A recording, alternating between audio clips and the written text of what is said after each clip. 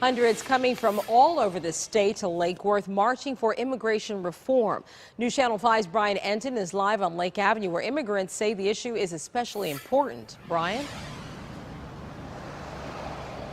Tanya, we're told that there are over 15,000 undocumented workers here in Lake Worth. In the morning during the week, you come here along Lake Avenue and you can see there are many that line up here to get rides out west to the farm. Some of them say they are abused and not treated fairly. Normally they don't want the attention, but today, two of them told me their stories. Demanding immigration reform, hundreds chanting and marching to Lake Worth City Hall.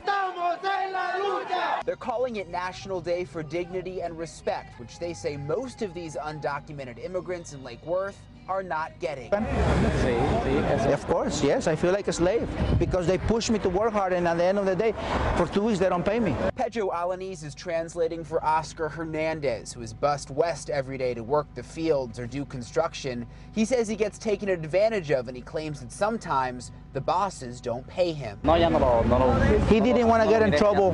He just let it go. It happens all the time, and just let it go. Move on. Oscar is afraid to go to the police, afraid of getting deported. So is Doris, who cleans houses. So she used to work in Wellington, and they allowed her to work without papers.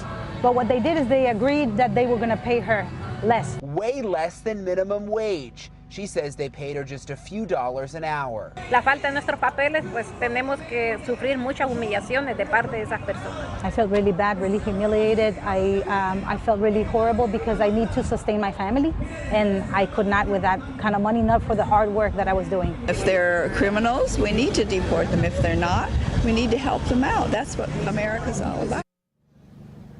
The fear that many of those activists in that piece have is that because of the government shutdown, immigration reform will be pushed to the back burner.